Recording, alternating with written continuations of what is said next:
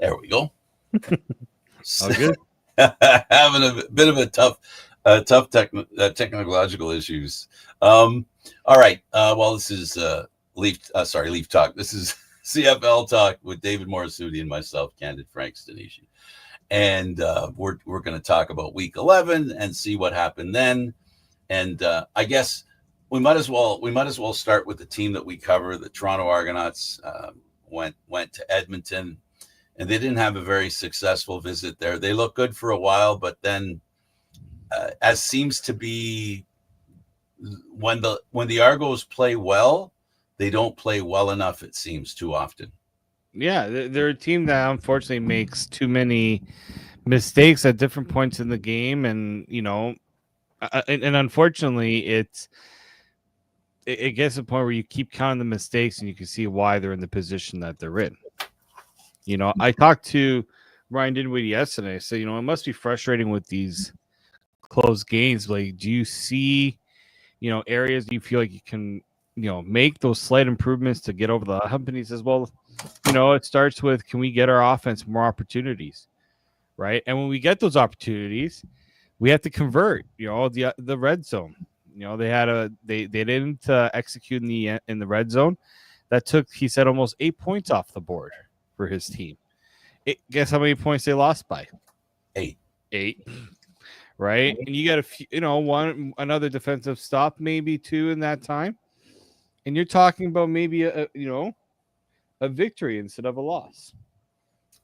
Simply put, there are the problem with the Argos right now. It isn't one facet of their game that's hurting them. It's multiple facets.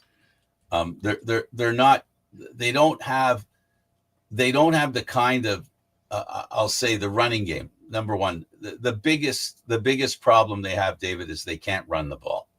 No. Without doing that, and when you think about it, you're stuck passing and you can get a lot of yards, but without running the ball, when you get deeper into the other team, the red zone, you need a running game in the red zone. Stop, Frank. It's that simple. Full stop. You need a running game inside the red zone. Yeah, you need to be able to pick up the tough yards. You need to be able to have a full arsenal. And what happened here is, teams tell the Argos, throw it. We dare you to throw it in the end zone because you're not going to run it. We know you're not going to run it. And if you do try to run it, we don't think you're going to be able to get it in. Right? It's a bit of a predictable offense, right? We've known that for the longest time, but now it's become more apparent just how much more this offense has become a one-dimensional offense. Yeah, 2 years ago, the defense and the special teams were really the main assets, with the offense not a distant third, but third best of the groups, right? And then last year, the defense started not to be as effective, but then all of a sudden the Grey Cup came, and they played probably their best football game in the Grey Cup. Well, that's it, right? You can have these moments where maybe your offense isn't playing at its best, but then the defense picks it up. But you look at that Grey Cup.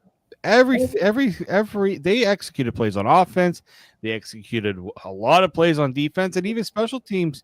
They got that fumble early in the game that provides them with an early score. Just little things like that. Like, those are things you have to start executing. You can get turnovers, but it's how you follow up on the turnover. You have to execute when you get those turnovers, and that's something the Argos were always able to do, but now they haven't been able to do that. And that's the part that has to certainly be frustrating for this coaching staff, because they feel, they have players that are good enough and that are leading the charge, but it's not hasn't been enough.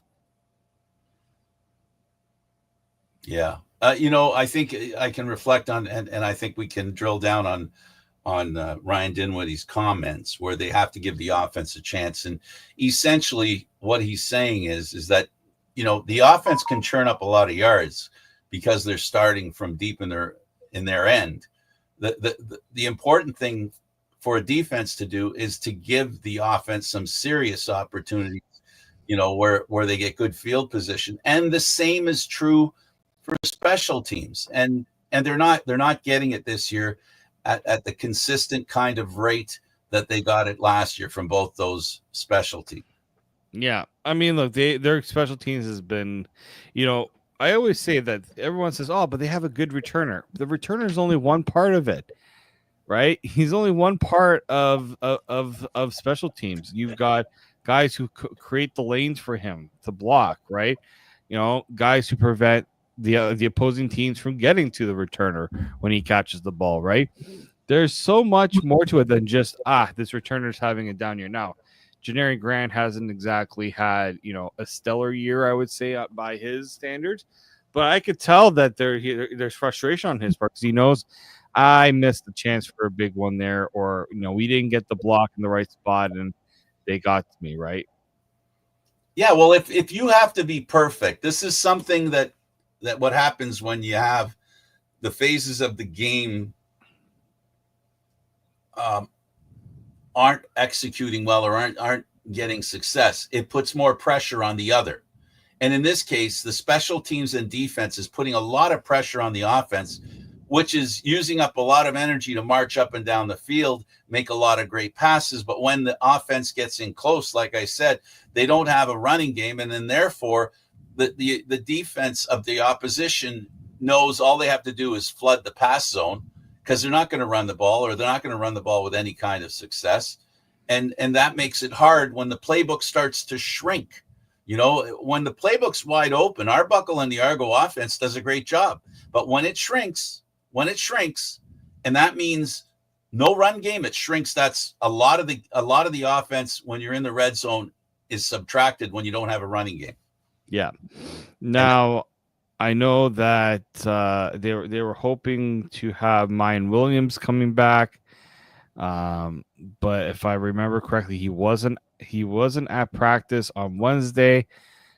So kind of a mixed bag there. I think he's at the point where he would have been eligible to return, but that injury seems to really have taken a bite out of him. It's a tough injury that he's going through, but it doesn't get any better because now they're going to be without their top receiver in DeMonte Coxey.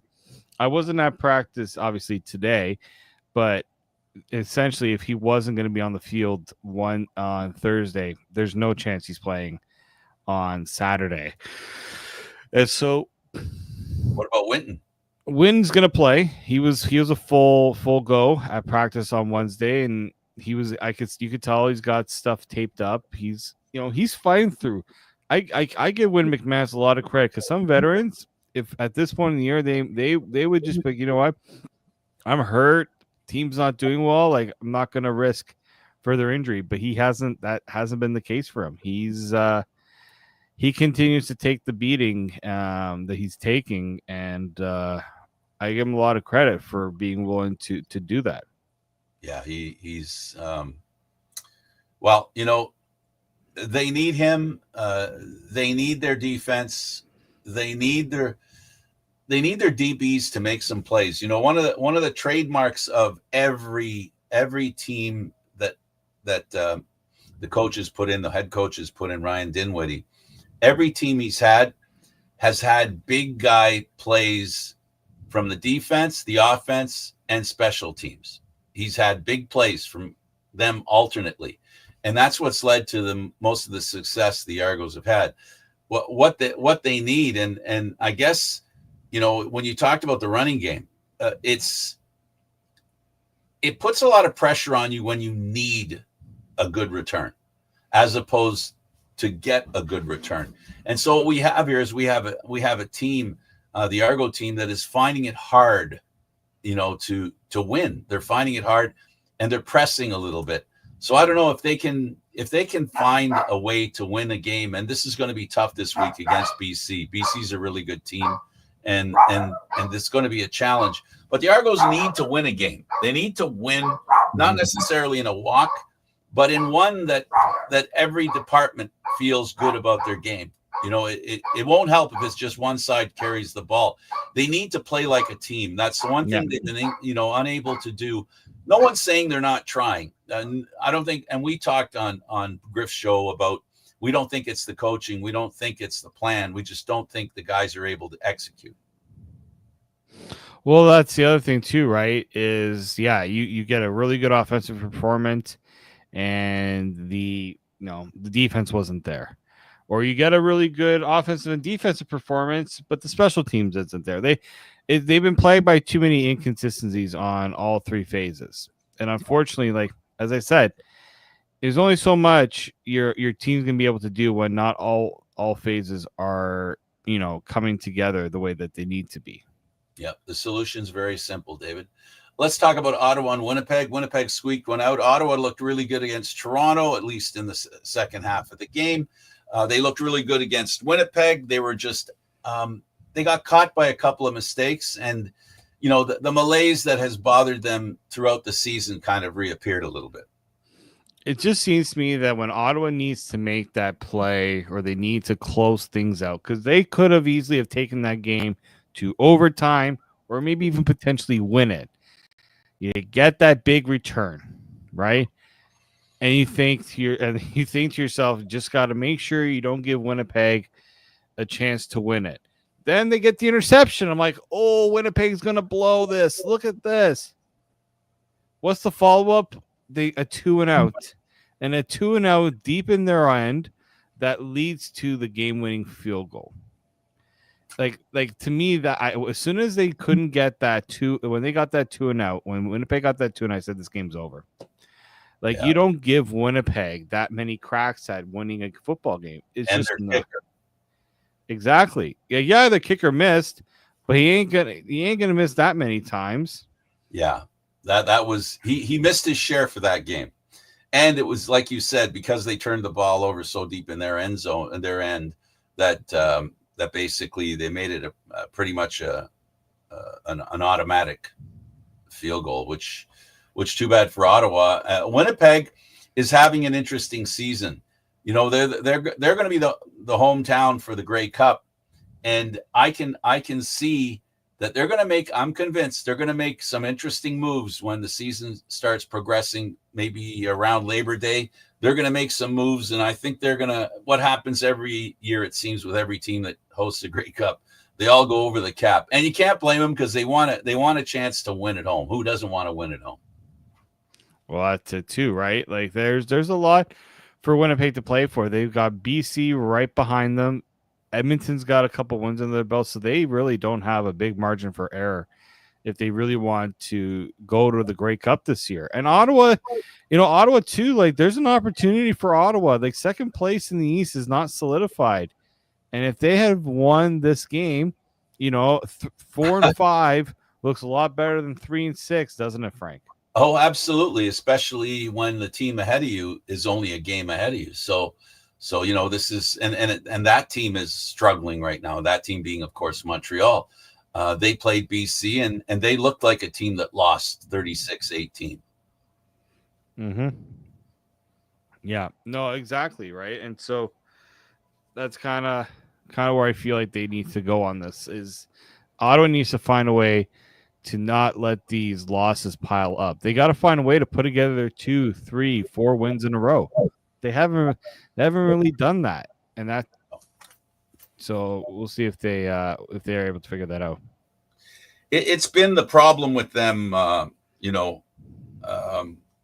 it's been the problem with them, unfortunately. As far as the way the season is going, it's looking very, very heavy west. Saskatchewan didn't play this week, but sorry, they did. They beat Hamilton. Hamilton went right over them. Saskatchewan really looked good defensively, and Hamilton didn't look like the offensive threat. Bo Levi Mitchell didn't look like the quarterback that was gaining the kind of yardage he's been gaining. No, this is the first time I had seen Bo Levi Mitchell under pressure. under pressure the whole like right from the start. How many sacks? How many sacks did they get? 6 sacks? I don't think I've ever. I think that's the most they've allowed all season long. Right? Yep. So I do think that there's something to be said about not being able to, when the pressure's up, right? And I've said this: does Hamilton have enough to win a game like this? This was not a good proof. Now I understand Hamilton had some injuries, but guess what? So does Saskatchewan.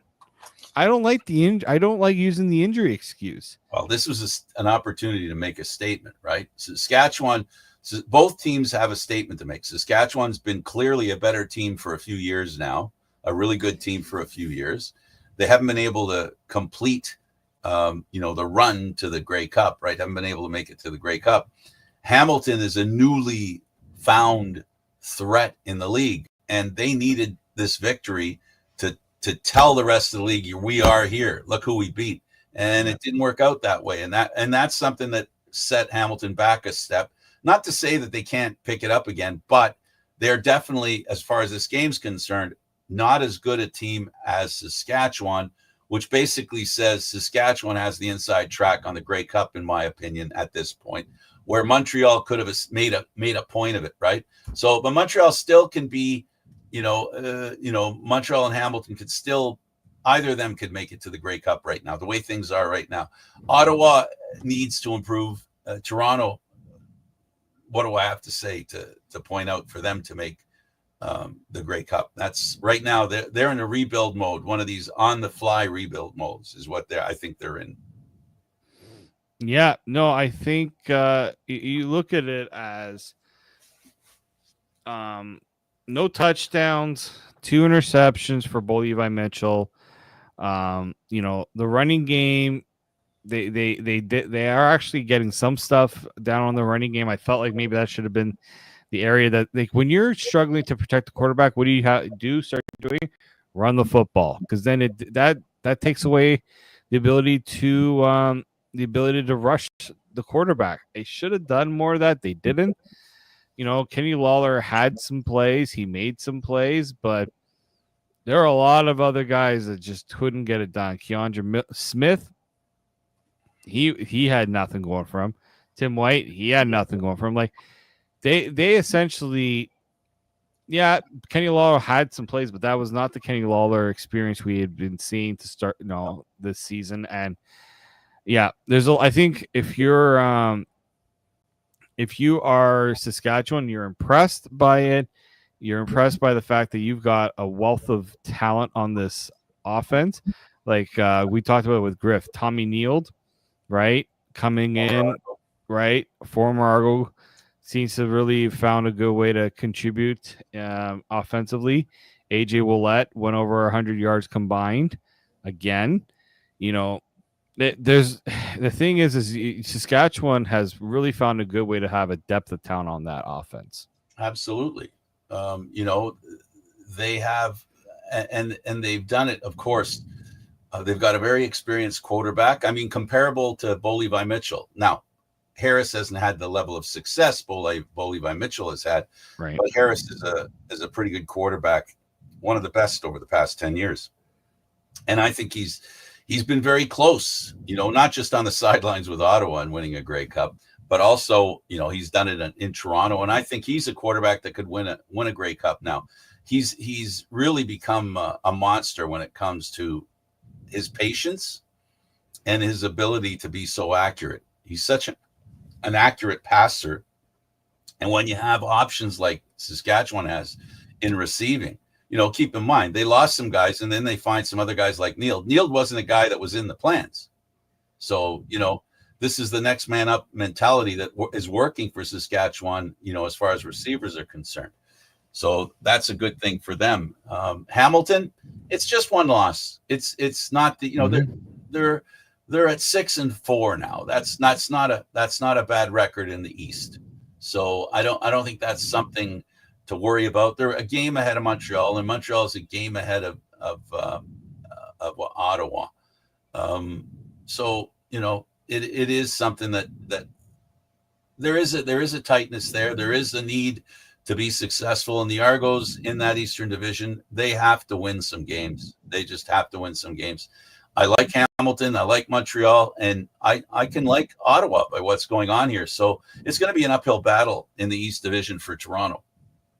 It is, but I look at this and I say Montreal is about to play their fourth quarterback this year. Yep. Ottawa, they win a game, they lose a game. They're really struggling to put together wins. Toronto, like if Toronto wins, right? Now it's easier said than done considering the opponent that they have. But Ottawa's going up against an Edmonton team that's had back-to-back wins. We know Montreal is about to play their fourth-string quarterback against the Blue Bombers. Like if you're Toronto, right now you'll need help, but a victory against BC I think would go a long way in maybe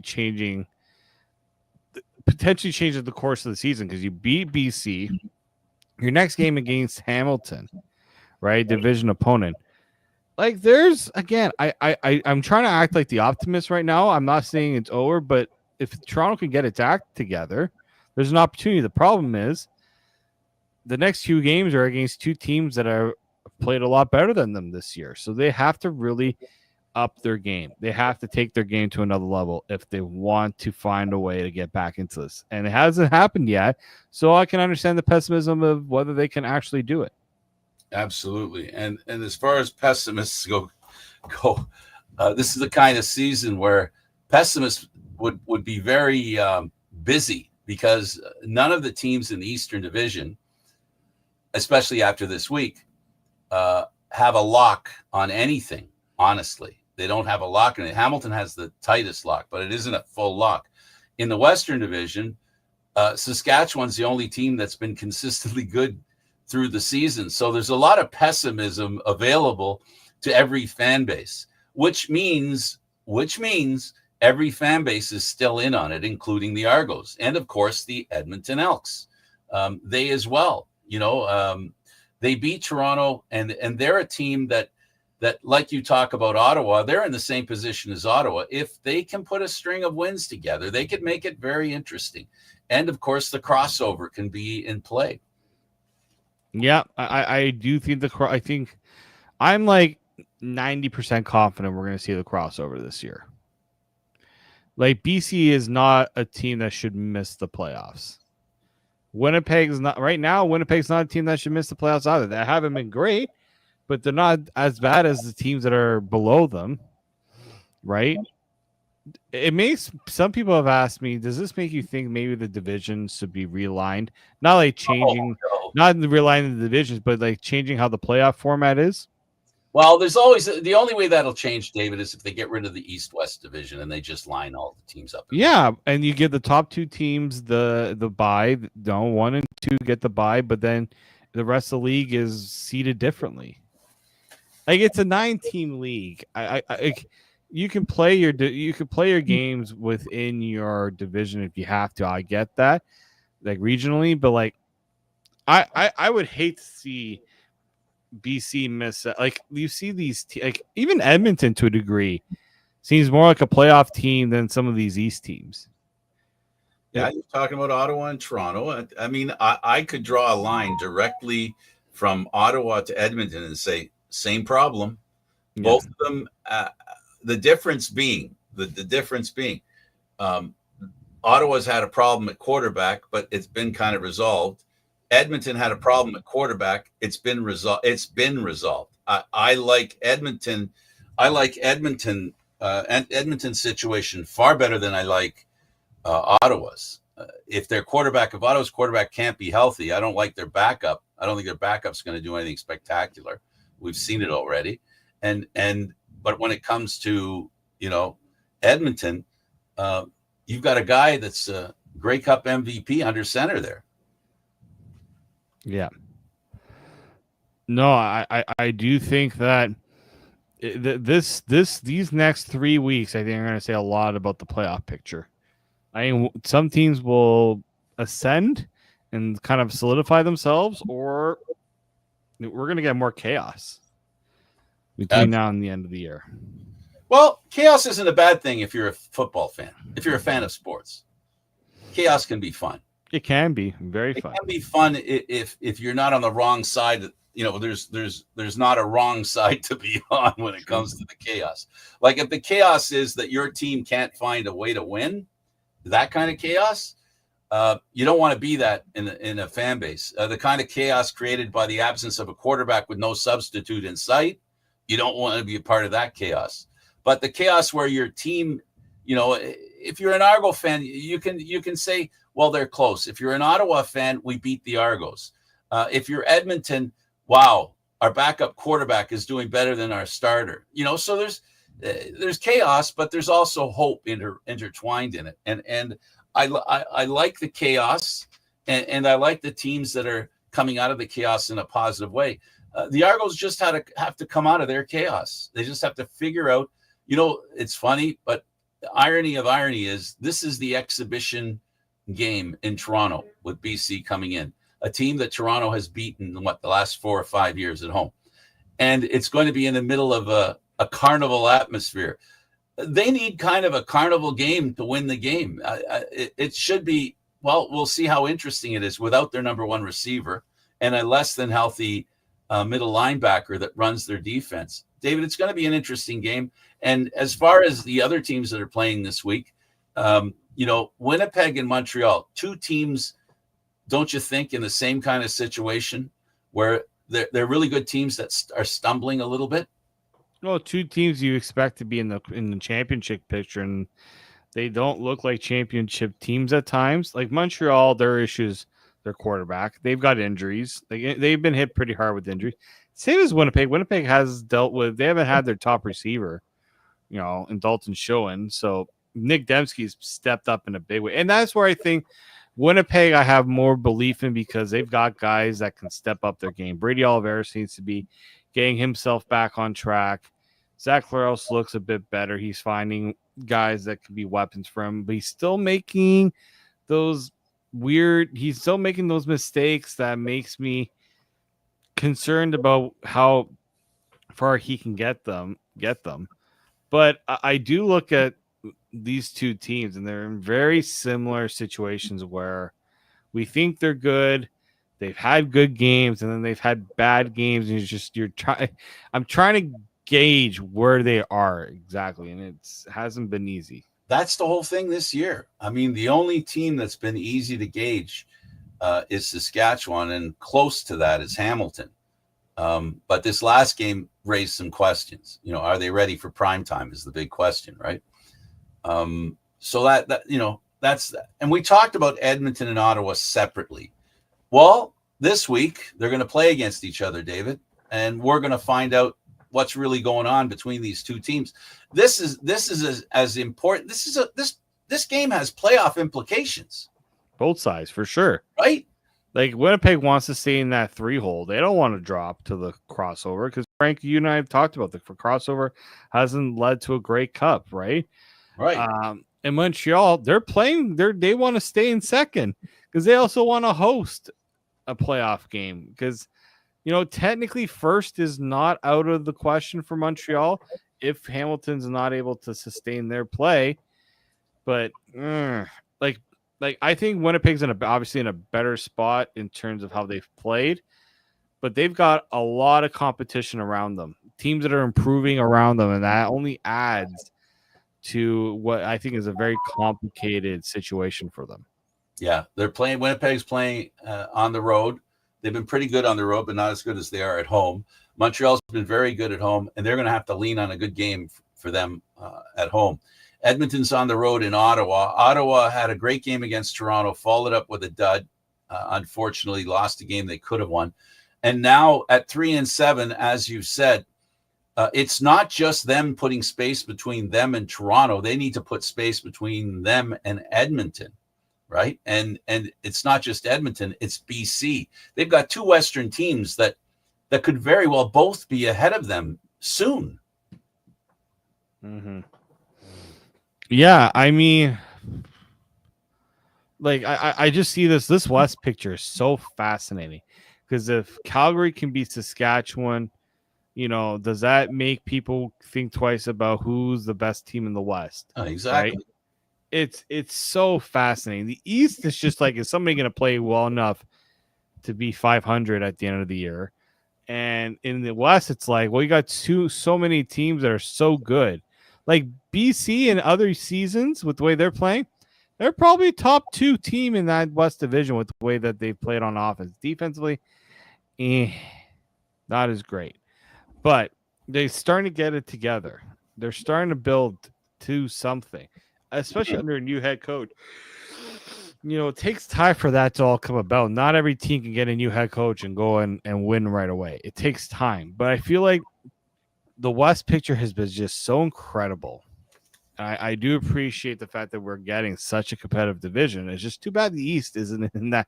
One division has to suffer with one other division doing so well. Yeah, well, it happens, and the hope is that that for every fan, their team takes advantage of an opportunity that has presented itself, and there is there is not a team in the CFL right now that can be predictably not to make the playoffs. They all still have a shot, simply because of the opposition hasn't been that good. So they've got a shot. Everybody's got a shot, from the Argos, Edmonton, Ottawa, BC. That's going to be that foursome is going to be interesting, because as it stands right now, they're all fighting for a playoff spot, and only one of them, the only one that has it right now, is BC. Yeah, no, and BC, I've liked BC the last few weeks offensively, but again, they're still making mistakes. There's like, if you're scoring a lot of points, you should be winning. But if you're scoring a lot of points and losing, that means your defense hasn't stepped up enough either. Yeah. So true, so true. Well, you know what? BC and Toronto, just like Edmonton and Ottawa, the Eastern team has to win if they want to put those other 2 teams, put some distance behind them, because that's who they're fighting for in a playoff spot. It's less about Montreal and Ottawa. It's more about BC and Edmonton.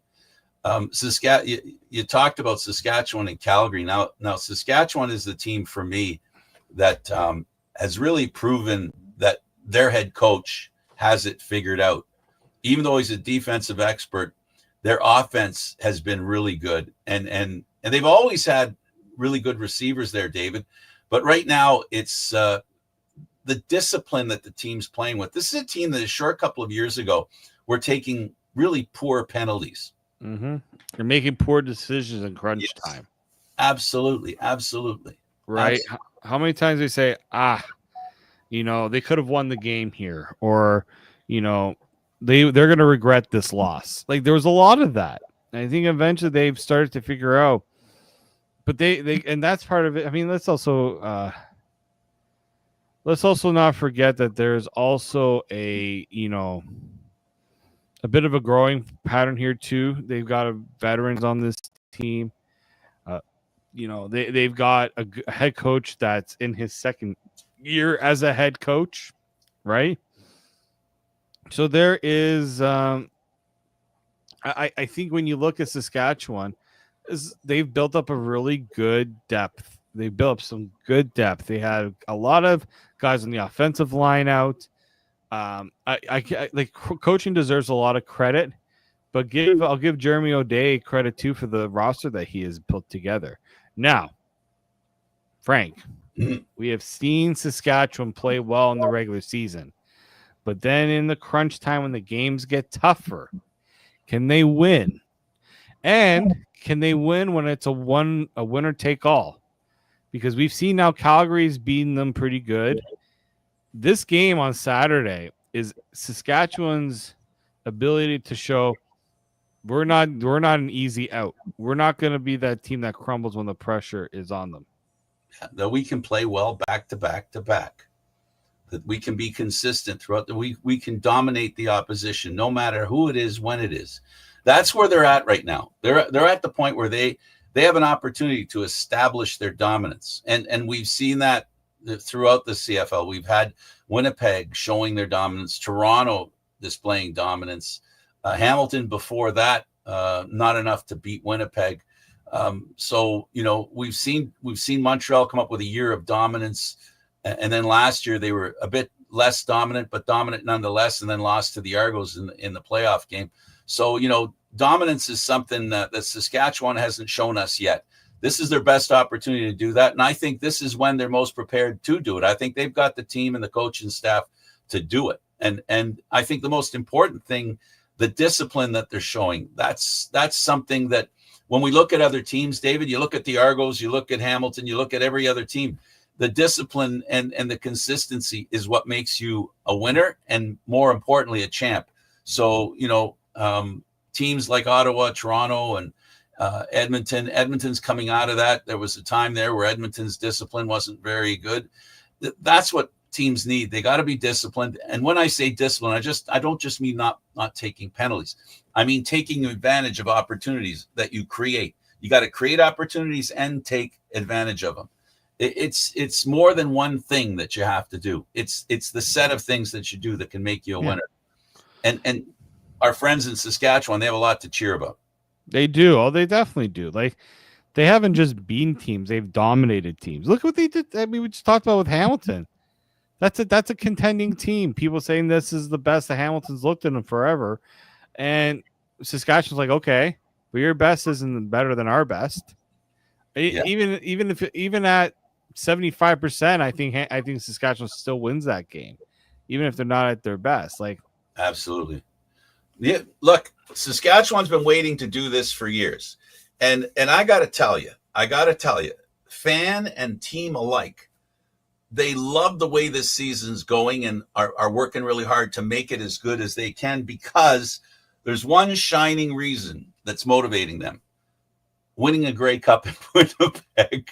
If you understand Saskatchewan and Winnipeg, they want to win a Grey Cup in Winnipeg. That's what they want to do. And they're set up and primed and ready to do it, because not that Winnipeg's not a good team. They're a great team, but they're teetering. We don't know if they have it to come out of the West. We just don't know that they have it.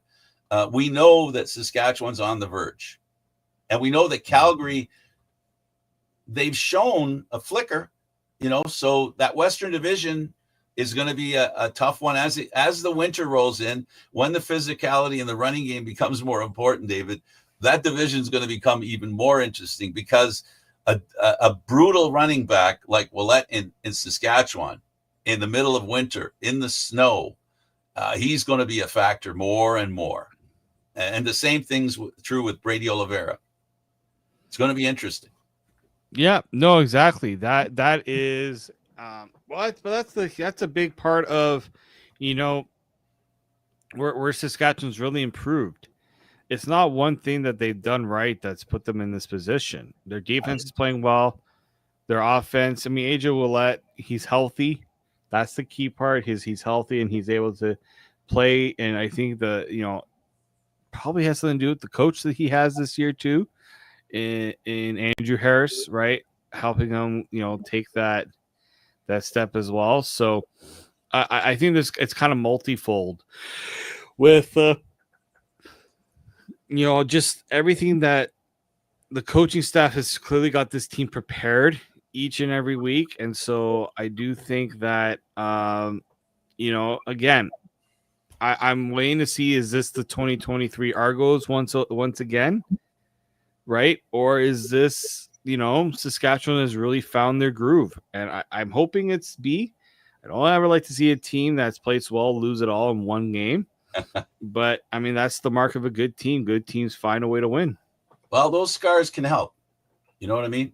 The lessons can be learned. And motivation can be forged. That's what you're hoping, right? That's what you're hoping. If you're a Rider fan, you're hoping the lessons that you've been put through in the past have been learned. You've learned something from them. So good luck to them. It's going to be a great weekend of football, and football that's very meaningful. And for the first time in a few years now, the crossover pressure on the Eastern Division is there. It's there for them to worry about. Is there any final comment you'd like to make about the Canadian Football League this week? Well, have we talked? We did talk about a lot. We talked about the news last week because it happened just as we got on the air. I Remind guess the we folks. haven't. Really, pardon? Remind the folks. Well, the Argos playing their Their road games, essentially their home road as, games. as the fans have explained it to me, selling 3 road games to the opposing team because you're not playing 3 road, you're playing 3 home games against the host city. Essentially, makes those road games. I truly do understand that. Um, and I think I understand I've always understood the frustrations of fans with this scenario, with this situation. But I always look to say there's multiple things that go into a decision, and it's not just we get more revenue by doing this. It's also the facilities available to them, housing players during the time as well. There's a lot of factors that go into a decision like this. So I don't think this decision was made lightly. I know there's a lot of people are upset that this was the end result, but it's 3 games. It could have been worse. We have seen. I remember back in 2015. You, Frank, remember 2015. I was a season. Remember what week the Argos played their first home game at Rogers Center? 9? Is it 9 or 10? Week 7. 7? So they played the first 8. Probably there was probably a bye week, and there's somewhere probably 8 games on the road before they got to play in their home stadium, and they still got kicked out again because they had to play an October game in Ottawa because the Jays were in the playoffs. So 2015 was tough. I remember how pissed off people were in that time. I understand it. But what needs to be said here is it's not seen as big of a hurdle to those that frankly view the World Cup as a bigger priority. And guys, it is the bigger priority. It's a global event. It's always a lifetime thing that it won't be back in another 20, 25 years. You're never ever going to have to deal with something like this again. I would say just take the pain from the one day and then, hope that it's, it leads to better things. I think maybe, yes, there needs to be a conversation. It really comes down to 2 games, David. It isn't. It's 2 games. There's a competitive imbalance with it. I get that too. But, I think the real focus and attention should be you're going to be getting some upgrades to the stadium. How do you make sure that those upgrades also bring people in? That I think it should be the attention and not reacting to a situation that you just don't have any control over. Well, that new area, and I'm going to tell you that it's going to be easier to sell those tickets than it is the ones on the East stands, in the East stands. Will be easier to sell there than they are in the East stands. Yeah, exactly. The East is a tough. You and I saw that a couple weeks ago. That looked like black, like this hot death.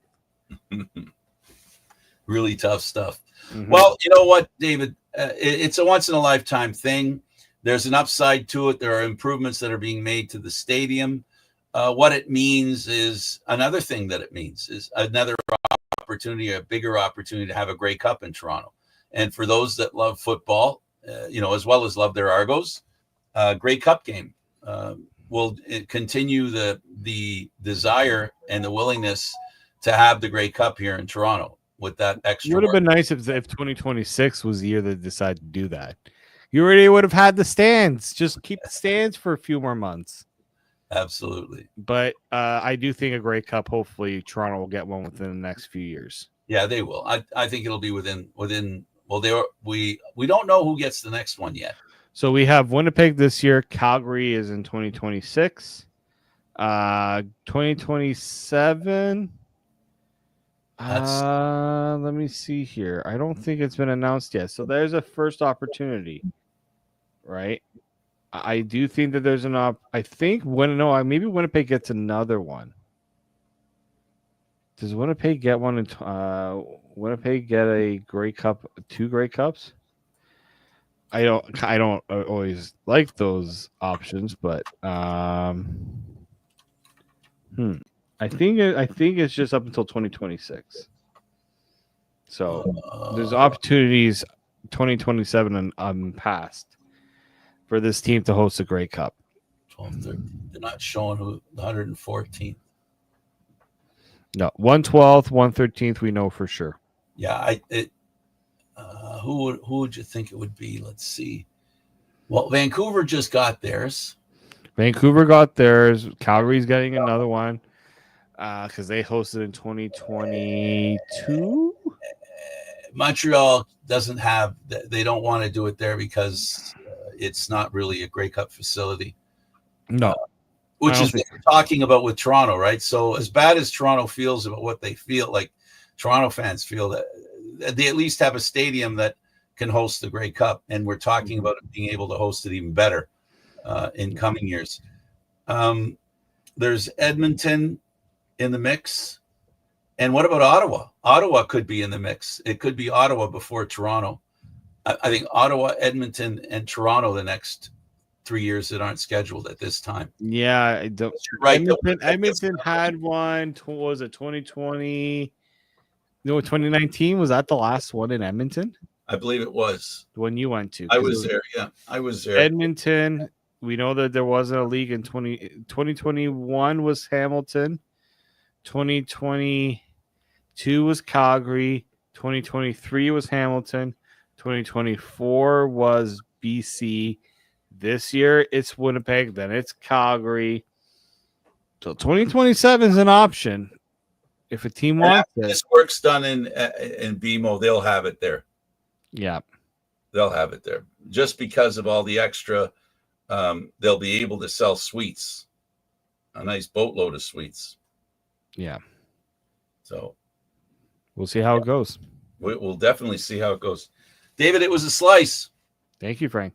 Okay, we got a football game to go to, David. And as an added bonus, the Argos want us to remind you, this is the week that if you buy an Argo ticket, you get to stay in the exhibition all day for free. And if at late at night you want to go watch Blue Rodeo, you can get a 30% discount to watch Blue Rodeo. Well, I don't know how many tickets are left for that, too. Yeah, well, that's the thing, right? So, but that's the options, the opportunities you have with buying an Argo ticket. You get free entry into the exhibition all day. So, thanks for doing this, David. All right, thank you, Frank. He's David Morisuti. I'm Candid Frank Sinishi. Thank you for watching, and you can follow me on YouTube, Candid Frank Sinishi 1030 on YouTube. And David, you can see his way of getting a hold of him on Twitter or X, whatever you want to call it. Thanks for doing this. And thanks for joining us, everybody. Really appreciate you being a part of this. Thank you so much.